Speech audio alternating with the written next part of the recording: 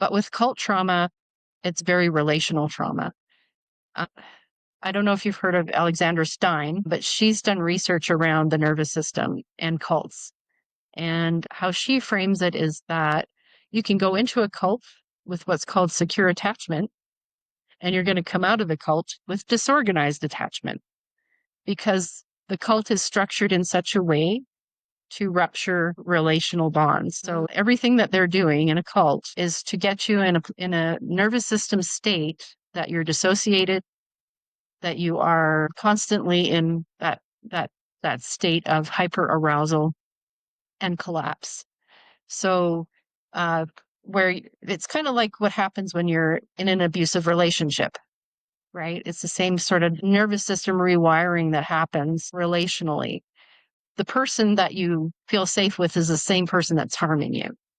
It's the same things happening in a cult. Can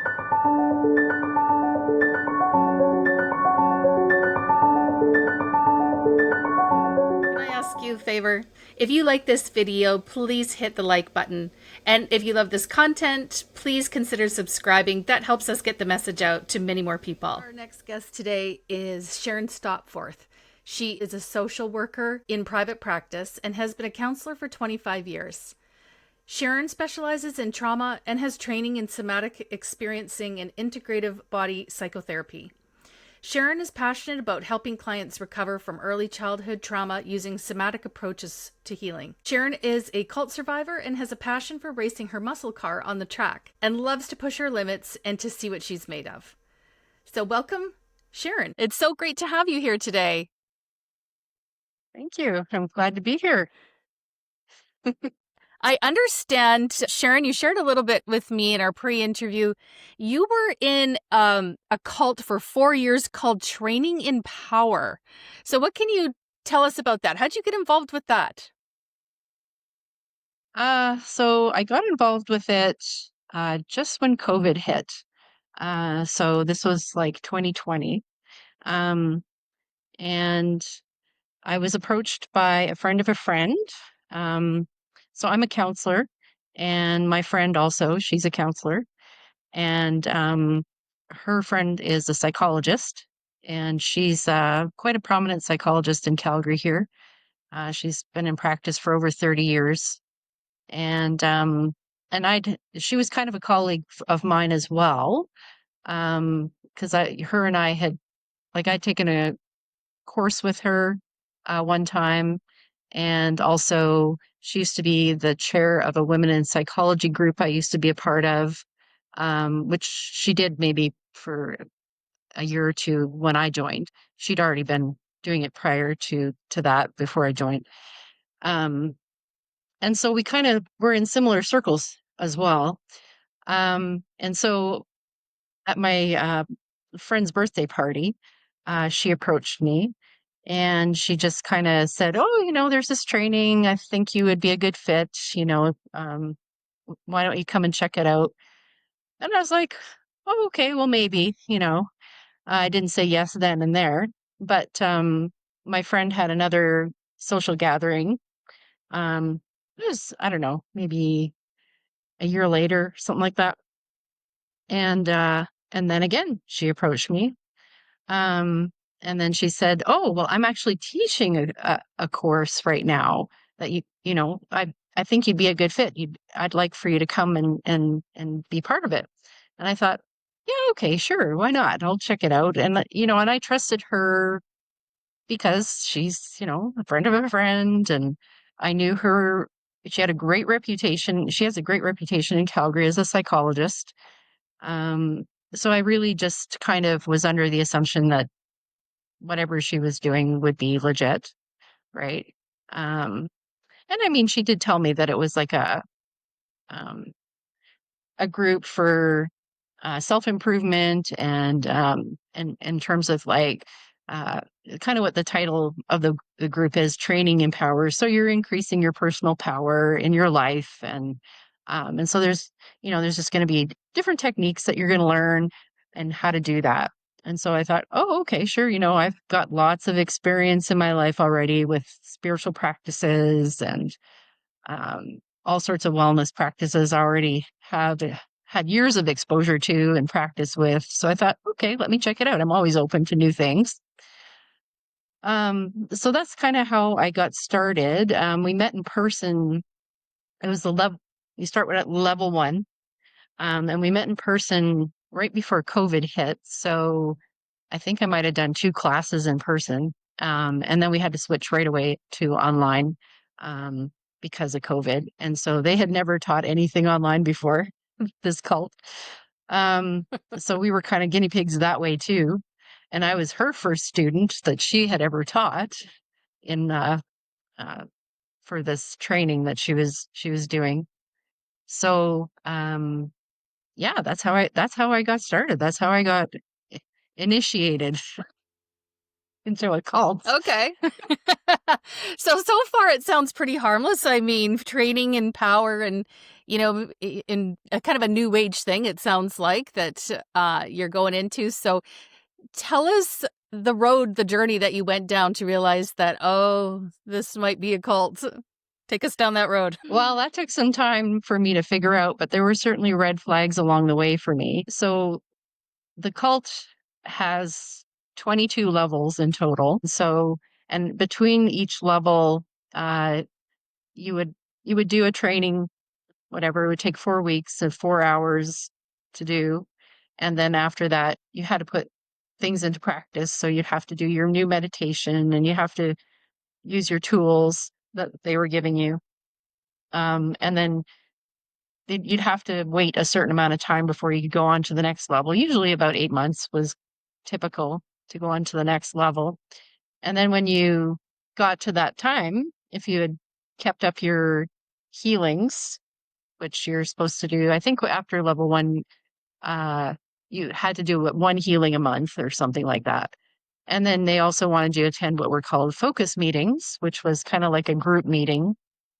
Uh, Again, after level one, they didn't really require you to attend them all the time. It was just kind of like maybe one, maybe they kind of suggested that you attend them, but you didn't have to. So I didn't bother.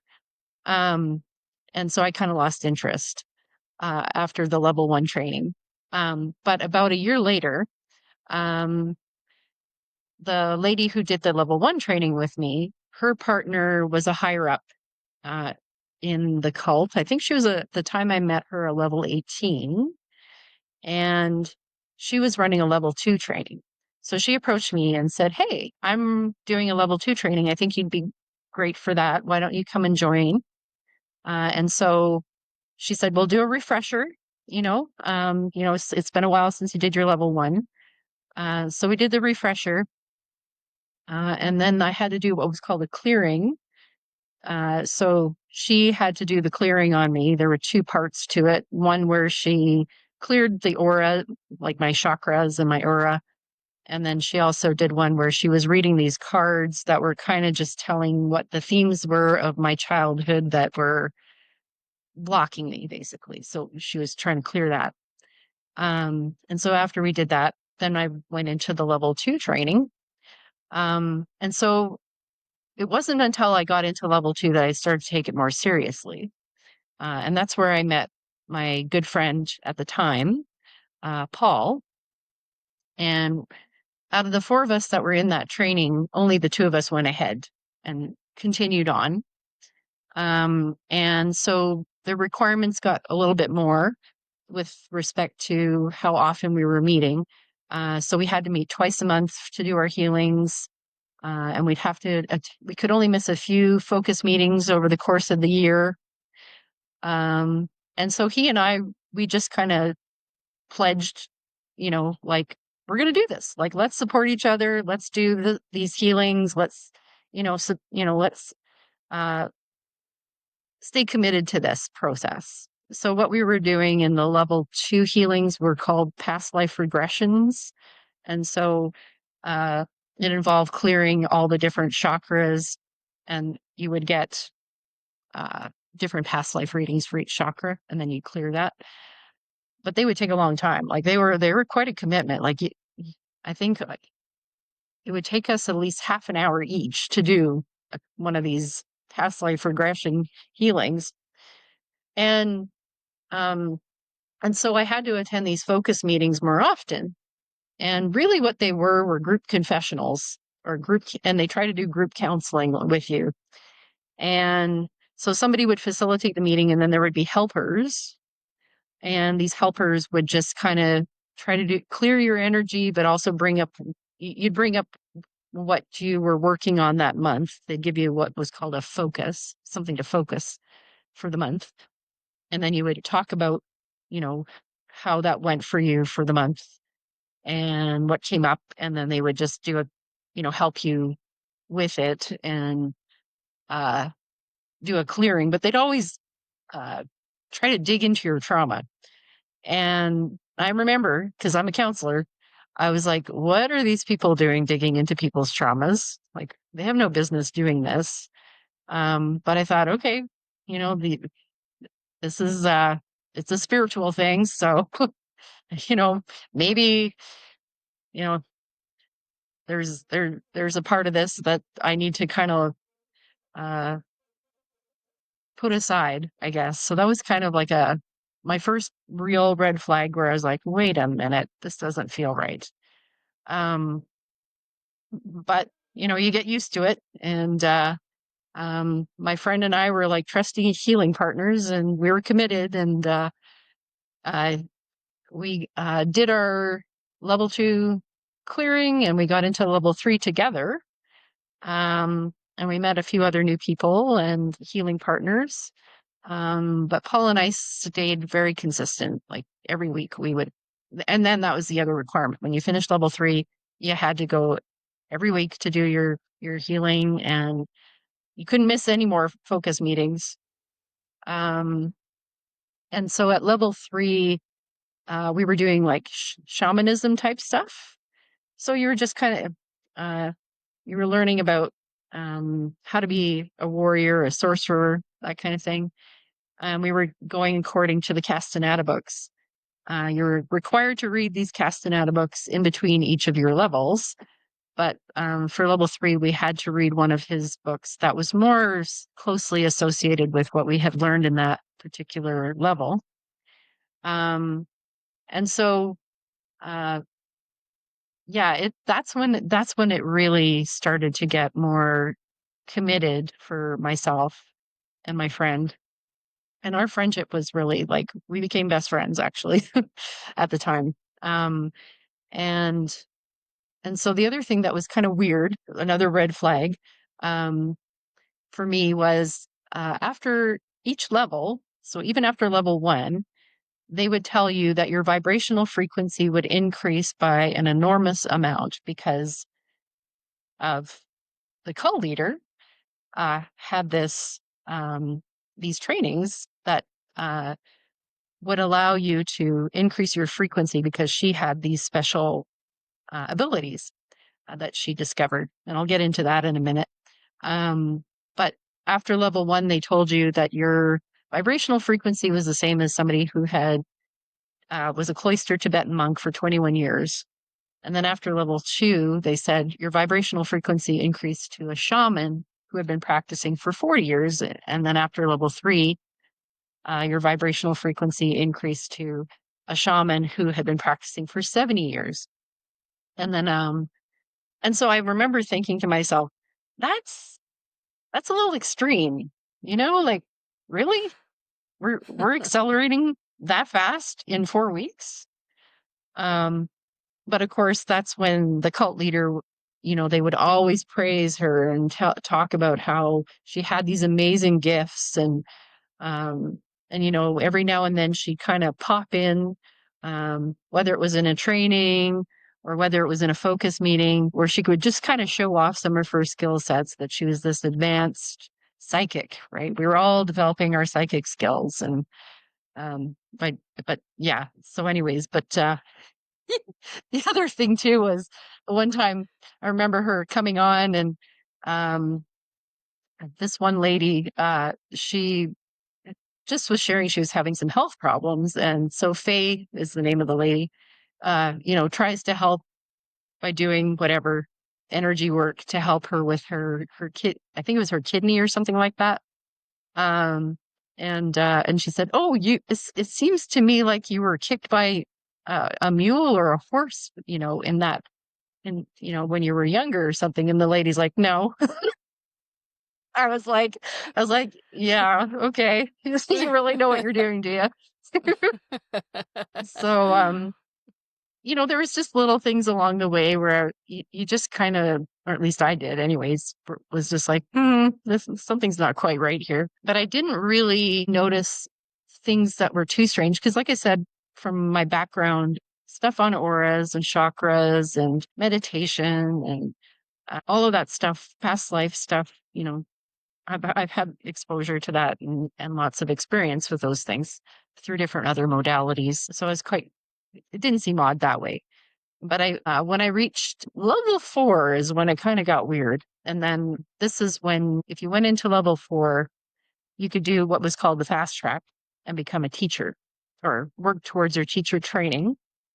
And so for me, I from level 4 to 5 to 6, it was only like a couple of months in between each training. And you had a lot of requirements to do for those ones on top of your healings, on top of using your tools and meditations and going to these focus meetings. Then they were starting to add a whole bunch more stuff for you to do. Um, but in level 4, we got assigned what were called our mentors. So we were assigned a person who was in our lineage, um, that, according to the Castaneda books, you know, you as a sorcerer, you have a lineage. So whoever those people are your lineage. And so you got a mentor. And that mentor was somebody that would guide you and help you from that point forward to kind of get you into becoming a teacher. And um, and I just remember there was a ritual associated with it that I just thought, this is a bit weird, like, okay, whatever. um, and then we were also required to do what was called a vow of silence. So you could not share any of this material with anybody. Um, and prior to that, we'd been discouraged for sharing this information with anybody outside or the lower levels. We were just told, you know, it's this is really high level kind of information and energy stuff you're working with. So you don't want to share it with them. You want to harm people. Like you just want to protect those people by not telling them these things, and they wouldn't understand anyway.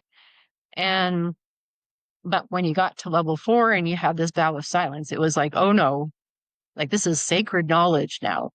You can't share this now. Like this is for the elite, right? Like um so it shifted into more secrecy at that point. Um and I think some of the healings were getting a bit weird too. When we got to level 5, we were doing battle on what was called the lower astral plane. And again, I'd already knew about that kind of thing, but you had to do battle on this plane where you were attacking these things in blobs, they were called, which I thought was ridiculous. And it was just like sending out these bursts of energy to um, basically send these lost souls back where they were trapped and to kind of put back on the karmic wheel, they called it. And so that was kind of what they wanted you to be doing with your time as well, is doing battle on the astral plane. And I just remember, I was starting to feel really exhausted, like tired, like all these increased demands of and I remember saying to myself, okay, well, when I get to level 6, you know, it's like a marathon. I'll just do it, right? Whatever, you know, I'm on the fast track. So that's kind of, I guess I have to expect that I have to kind of push myself through all of these things. But like they just kept piling it on. And the other thing that they had required us to do in level 5 was to start doing some healings with the lower levels that we had some of the healings that we had learned, but we weren't able to tell them what we were doing. It was all kind of in silence. And we had to schedule these things, and they encouraged us to do as many as we could. And we did. Like I said, I only had a couple of months to do it. And we had the Christmas break in between there. So really only a month, but we managed to get quite a few done. But I just remember thinking to myself, God, I'm doing something every night of the week, like every day. I'm doing something with related to this. I was like, okay, well, level 6 is just around the corner. So I just kind of thought, okay, we'll do that. The other thing I wanted to say too, one of the tools that we were introduced to in level 3 was called striking, which was a burst of energy that you had to always protect your energy. And the idea in the cult was that you were always under attack. You're always under attack from some outside entity or negative entity or force that wanted to take your energy. So the higher you went in your frequency, the more you're attracting these things like bugs to, the light kind of thing. And so you had to maintain, well, you had to strike constantly, clear your field. And you had to have all these different shields. So you got one shield in level 1, 2 in level 2. I think every level you got a couple. So by the time I got to level 6, I think I had like 12 shields that I had to have on at all times, strike all the time. In cult theory, they talk about that being thought stopping activities, where you're basically just engaged in an activity that's preventing you from thinking. And the other thing about it too is that it was really affecting your nervous system because you feel like you're constantly under attack and you're constantly having to protect your energy. Your nervous system is shifting into a fight or flight response, right? You're constantly anxious at that point. And so that's what was happening too to my nervous system as I started to notice symptoms of anxiety, symptoms of fight or flight in my system. So I don't know where you want me to go from here, but that's a lot of information. So when you're doing these strikes and things like that, is that in your head? Like, is this just all like a meditation, basically? Well, the striking you're not doing in a meditation. You're doing it like I'm talking right now. I'd be striking in the back of my mind. I'd be like, boom, boom, like just sending out these Mm. pulses of energy waves to protect my energy. And you were expected to do it all the time if you could, which is But impossible, but whatever. like you said, they're trying to consume the majority of your time so that you can't think about anything else. You're just wrapping yourself up into this and then creating a fear base, which a lot of cults do, to try and keep you engaged. But then it confuses me because you're saying that the higher you went, the worse it was going to get. So what's the goal here? I remember my mentor was a level 12 and she said, yeah, we don't do that anymore. Like at level 12, she said, yeah, we don't do the striking. We don't do the shields anymore. Okay, so So I you're was like, okay, leveling up to a level where you're so protected you don't have to worry about that anymore. at some Okay. point. Yeah. Either way, I left the cult at level 6 and I was already feeling burnt out um, at that level. So tell us why you left at level 6. So the conference was a requirement for anybody above level 6. Every year you had to attend this level 6 conference. And it went for about a week, all online. All of my training was online because of COVID, but anyways, even beyond. But so at this level 6 conference, I remember the first day I went, all the people that were in the cult, basically level 6 and above, were clapping and welcoming us, the new level 6s, into the training. And there was about 150 of them. And so it was basically like set up like an LGAT, so a large group awareness training. So basically every day you were busy morning, afternoon, and night, and you're just being completely bombarded by new information constantly, new tools that you have to use, more shields, um, and then in addition to that, after the evening was done, you would have to meditate with your new meditation, your whatever. And then you also had to write a report to submit the next day. And so and these reports we with every level we had to submit something after every week of training and every level that we did. And any courses that we audited as well, which was another requirement that you had to do when you start getting up in higher levels, you had to audit trainings as well. So anyways, a real great reporting tool, for them to know what's going on with you. So the report that you had to do, was that basically how you've upgraded? Like, is it on what you've experienced that week and how you've expanded, or what is exactly going into this report? So with the reports, yeah, like initially when we started the level trainings, these reports, they would tell you each of the different tools that you needed to be using, and just to explain how that went for you, things that you noticed. And so, yeah, so all the different concepts and things and then how the meditation went for you, and you just report what you were Like a experiencing. monitoring system, basically. Yes, exactly. Yeah. Okay. At this LGAT that we were doing in level 6, the thing about the level 6 training and conference is, so us as the new level 6s, we're doing all these trainings, but everybody that's in the cult is there watching us. That's the conference, is that they're watching us. Basically, by day 4, this is basically when I ended up leaving. In the evening, what ended up happening was they had us level 6s share what we had received the night before in our meditation. So we were asked the night before, they opened a portal to allow these, I guess, beings through for us to meet. And so we were to meditate that evening and find out about who we really were.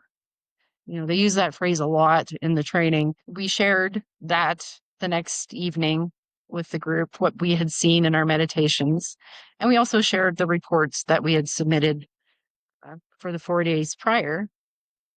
And then what proceeded to happen after that was everybody from the previous level 6 graduates, and going up from there in levels, they all individually stood up and announced their alien name, what planet they were from, and what rank they had. And they were praising, the cult leader at the same time. And so basically, I sat there for about an hour and a half listening to all this, and some of it got really weird. This one lady shared that she was in love with a giant squid, and I was just like, okay.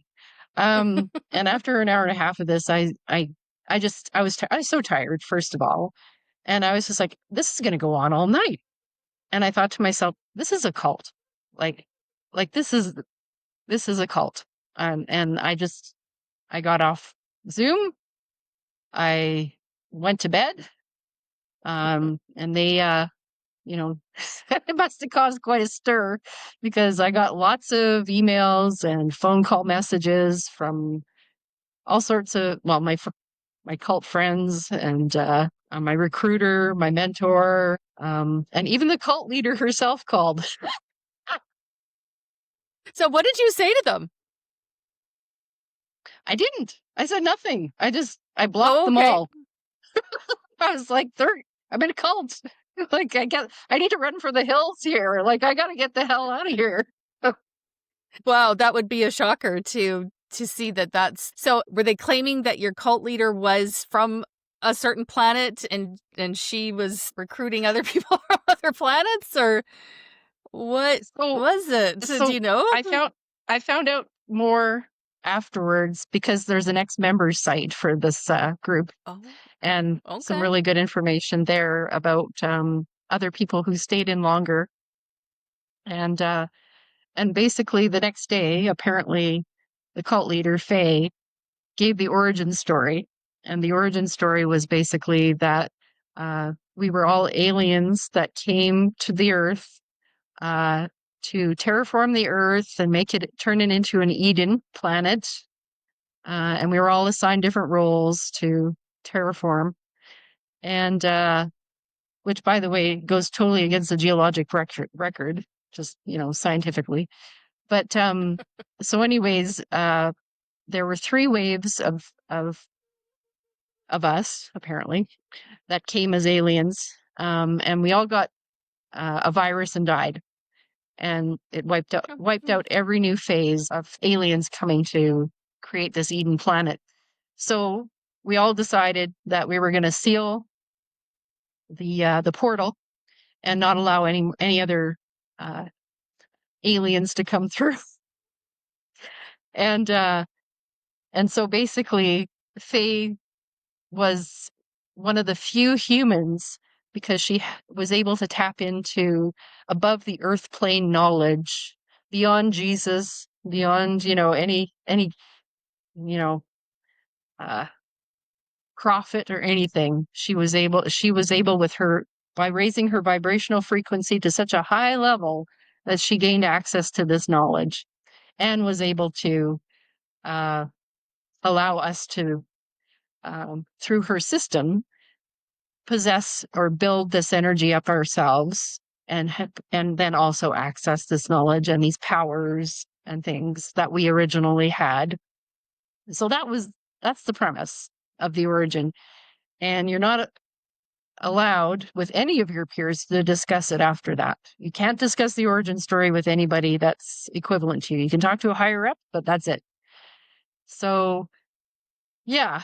And so that's kind of uh, where what the group ideology was. The group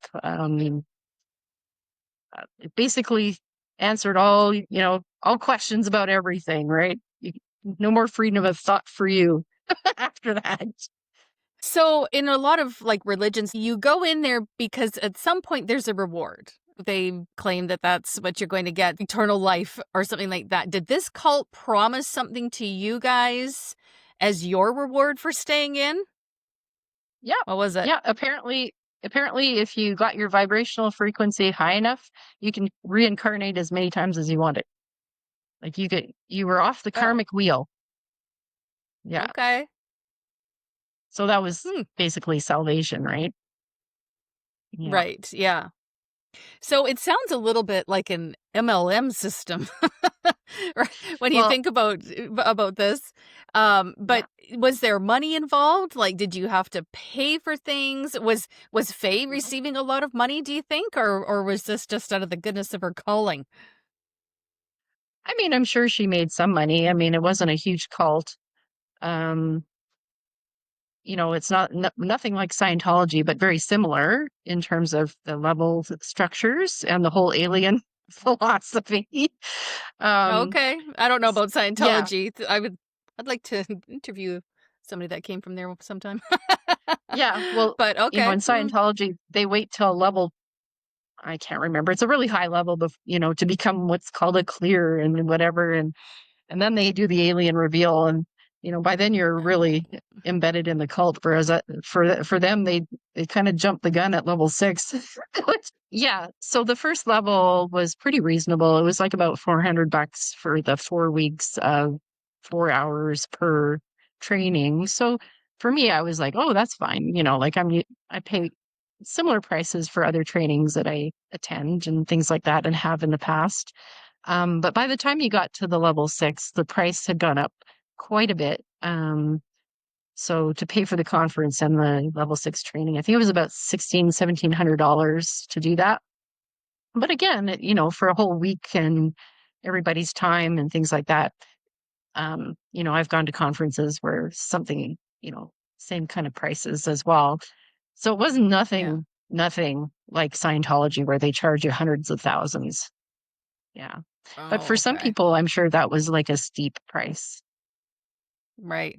So were you supposed to be actively recruiting other people to this? Did you have like a quota? Not until you became a teacher. So that's what I would have been doing. If I had finished level 6, I would have actually been doing the real teacher training. And then the next step would have been to recruit. And that would have been your priority. That would have been, it was considered your sacred duty. You didn't, you were hoarding knowledge if you weren't teaching it. That's how fake framed it. But there was only like 150 members, you said. Is that Hmm. globally? Like, okay, so the I recruiting think isn't so. going very well. Well, I suspect that, well, actually, on the ex-member sites, and I don't know how they got the number, but they said literally 50% of people quit after level 6. And I don't know if it's because of the reveal or because it gets just so intense, the amount of time you have to dedicate to training to Mm, become a teacher after that. I think it is, you know, like astronomical for people, and they can't keep up with the demands. right. I think that's actually the main And reason. so what happens if you don't meet those demands? Ah, right. So if you decide to leave, um, Faye says that as high as you have come up in your vibrational frequency is how low you will go to when you started the training. Oh, So there were severe consequences for leaving, right? You were uh, basically all those things that you've been protected from or been protecting yourself from, all those forces, all those negative entities, you are done. Like you're going to get sick, you're going to get, something bad's going to happen to you, right? And what's interesting is that, you know, that was one of the things that kind of stuck in my brain after I left because when you're using those tools all the time to protect yourself, like you're kind of conditioned into thinking that you're keeping yourself safe. And then of course, how she put it, and the complex PTSD I had afterwards, after I left, part of my brain was going, is this what she was talking about? Is this kind of like, you know, all these symptoms I'm having? Like my energy is now, like I'm now under attack, and that's what this feels like. But fortunately, I'm a counselor. And fortunately, I got my own trauma counseling at the time. So that part of my brain was also online still. right.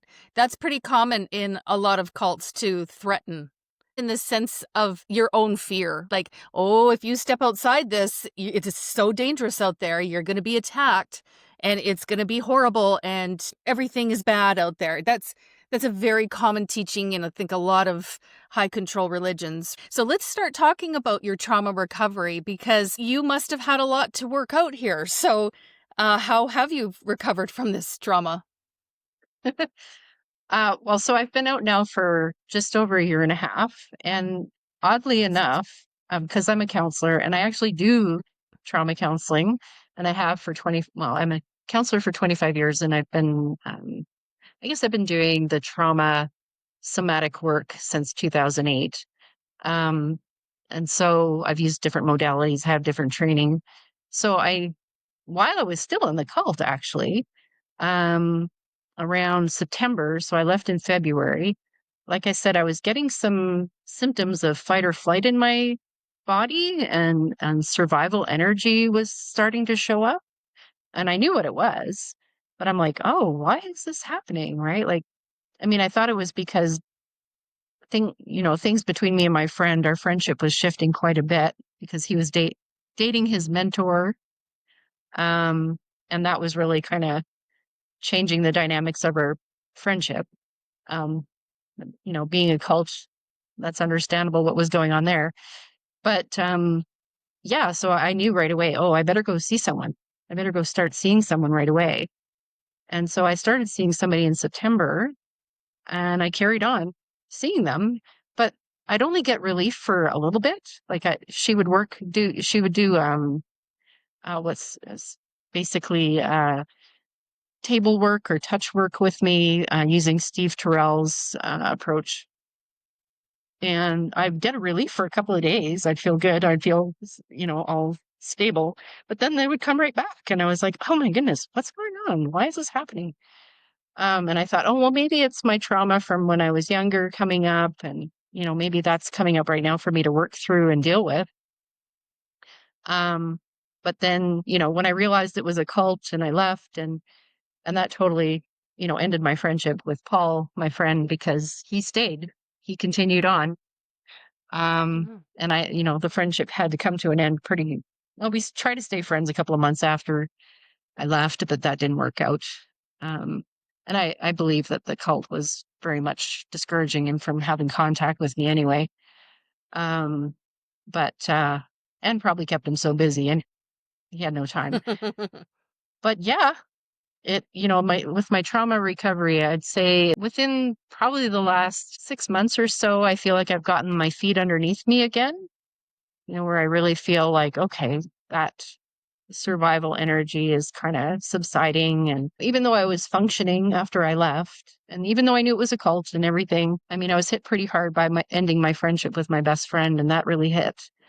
I was very attached to him, and so it was kind of like a real grieving process, and it brought up a lot of my earlier wounding when I was younger, some of my abandonment trauma. And so there were a lot of layers of trauma that I had to work with to heal. But fortunately, the work that I was doing with my counselor wasn't just to stabilize me and support me, because that was the main work we were doing initially.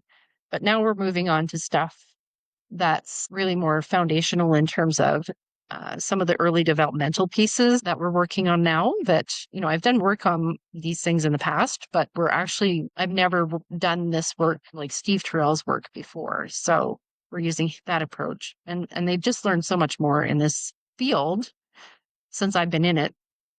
And they just keep getting better and better with how to work with the nervous system and how it basically get some of the reflexes that you never got when you were between the age of 0 and 2 years old. Like you start to get some of these foundational pieces for your development that you may not have gotten. And for me, that applies.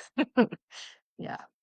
So, would you say that cult trauma recovery is different from regular trauma recovery? Yeah. So if you're talking about childhood developmental stuff, that's very different, um, and so that has to do with it, primal early reflexes and things like that you need to kind of add to your system, like new building blocks. And then of course there's just lived life trauma.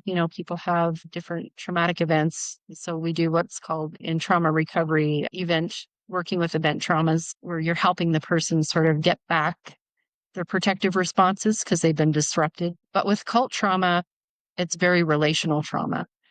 uh, I don't know if you've heard of Alexandra Stein, but she's done research around the nervous system and cults. And how she frames it is that you can go into a cult with what's called secure attachment, and you're going to come out of the cult with disorganized attachment, because the cult is structured in such a way to rupture relational bonds. So everything that they're doing in a cult is to get you in a nervous system state that you're dissociated, that you are constantly in that that state of hyper arousal and collapse. So where it's kind of like what happens when you're in an abusive relationship, right? It's the same sort of nervous system rewiring that happens relationally.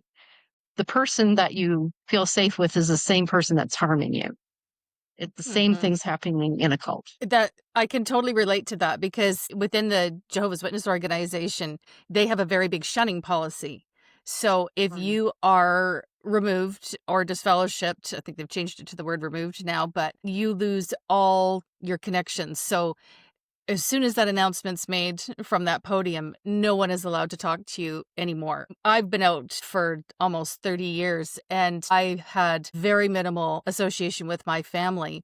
And when I say family, I mean my parents, my extended family, none. And friends, they just turn away from you instantly as soon as you are announced that you're disfellowshipped. It's like you're dead to them Yeah. instantly. So Yeah. I totally understand where you're coming from, where they make it that you feel safe staying, because otherwise you're going to lose everything that you know based Yeah. on It's fear. it's extremely damaging. Extremely damaging. Is it ever? So I hired a cult counselor um probably, I've been working with her for about a year now. And I realized that I needed a specialized counselor who knew about cults to work with, Yes. because I was finding even my therapist had misconceptions about cults. And I was always educating my trauma therapist about it. So I finally decided, and I don't know if you've heard of Yanya Yalich. She's a cult expert. She wrote an incredible book for cult survivors. Um, and she just kind of stated in that book that you really need to work with a cult therapist to What's the recover. book called? Oh, I got it right here. Yeah, show us. Take Back Your Life. Oh, okay.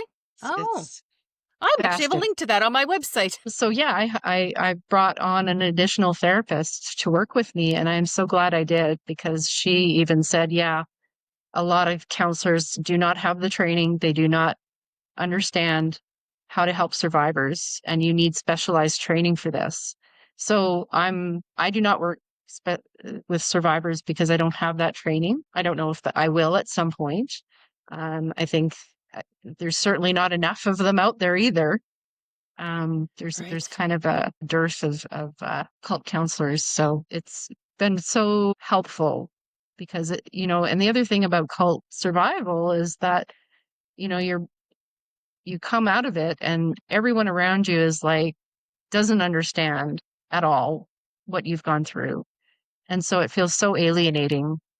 You know, I had no problems telling everybody what I went through right away, but in terms of sort of the lasting effects and the impacts and how it changed your thinking, how it changed your nervous system, like, it's people just can't relate to that. So the other thing that's been really important for my recovery, and Yanya also talks about, is cult survivor groups, right? Just being part of cult survivor groups, like getting support from people who understand what you've been through. It doesn't matter what cult you've been in, it's the same cult Right. playbook. Right. Yeah. So are you talking about like Facebook groups, or has there been any one in specific that you've found helpful? Yeah, so there's a lot of, well, there's some that meet in person, but the one that I have been part of, they meet online, so on Zoom, and it Okay. was once a month. I don't believe that they're starting again right now, but it's through an organization called People Leave Cults. Oh. Um, that's one I participated in, but there's a whole bunch of other ones out there. They're on the International Cultic Studies Association website, that they list a bunch of support groups there. Oh, okay. Maybe we'll post a link to that under the description so people could look at that. Therapists can be as helpful as they can, but if they're not specialized in cult recovery, it's really hard to decipher what's happening here. I remember personally, I went to a therapist. She honestly couldn't help me because she had never been through anything like that.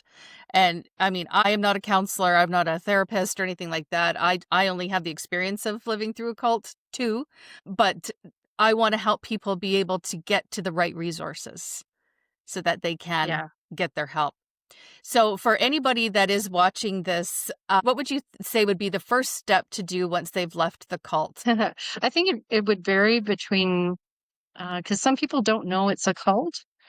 Um, and so sometimes it takes a long time for that person to realize what happened to them, so everybody's cult exit story is different. I know for myself that, like I said, I was able to identify that I was out of the cult right away. And what I did is I just learned everything I could. I got my hands on books, on cults right away, watched a bunch of, cult documentaries, listened to lots of different podcasts on cults. So it was so helpful to just educate myself about cults to begin with, to really understand what happened here, what happened to me. And like I said, by doing, getting all these resources as I was going along, it was like, oh, okay, well, here's this thing I can do. Here's that thing I can do to help myself. I wouldn't have known to go see a cult therapist if it hadn't have been for, doing that deep dive into the literature. and listening to podcasts. So the cult therapist that you've seen, is that in person or is that on Zoom or something like that? Yeah, she's on Zoom because she's in New York. A lot of I don't think there's anybody here. There is nobody here in Calgary that does it. So there is nobody for me to see in person. What is the name of the cult recovery therapist that you have worked with? Her name's Dr. Erin Falconer. She's a psychologist. Maybe we can put her information in the description so that if anybody would like to look her up, as Sharon said, she is in New York and works on Zoom. Finding people like that is a real asset. So we'll try and share that information with everybody. That would be great. Mm-hmm. Yeah. Yeah. So are there any last words that you would like to end with? The only other thing I want to say for cult survivors, too, one of the things that kept me, I don't know, I think strong was, I think for me, I've always looked at my life as I want to always have a balanced life. So the cult never became 100% of my life. I always have lots of different interests, uh, communities, um, a work life, a family life, etc. And when you introduced me, you mentioned my car. So just like things that have always, um, I've always wanted to keep a balance in my life. And when that tipped over too far for me with the cult, and I was, like I said, getting exhausted, that was also part of my part of my nervous system was letting me know this isn't right for you. Right. And I remember even in the cult, I said to people in the cult, I would talk to them that they would say, "Oh, how do you know, why don't you make it more part of your life?" I'm like, because I always want to make sure my life is balanced. So I mean, I don't know if that's going to help anybody, but that's the thing about the cult is that they want 100% of you. They want all of you and they want you to let go of everything. That's a good way to recognize if you're in a cult too. That would be a really big red flag if they're trying to take all of your time, for sure. So that's really great advice. And I just want to say and point out, I didn't want to sound like I was trying to make light of anybody that believes in aliens, because I don't think we're alone in this earth, but I don't know. But I certainly wouldn't want to make light of that or anything. If people believe that, that's entirely up to them. But I just wanted to add that in. For sure. It's one thing to Uh, to philosophically think there's aliens. That's fine. We may not be alone, but it's another thing to, as a lot of these new age cults, that's the next level they always take it to. Yeah. Well, thank you so much for sharing your story, Sharon. We really appreciate it. And I know the information you shared will absolutely help others who have come out of any type of cult, because they're also similar, sadly, right? They may not involve aliens, but they certainly involve your time. And that's what they're after, is immersing you so far in that you can't think for yourself anymore. But I'm glad you got out, and I'm glad you got the help that you needed, for sure. And I know that information will definitely help others, and we'll have some assets there that we'll list so that people can have a look and see if they would like to reach out to these people as well for help. So thank you so much. I really appreciate it. You enjoy the rest of your Thanks, day. Jada. You too.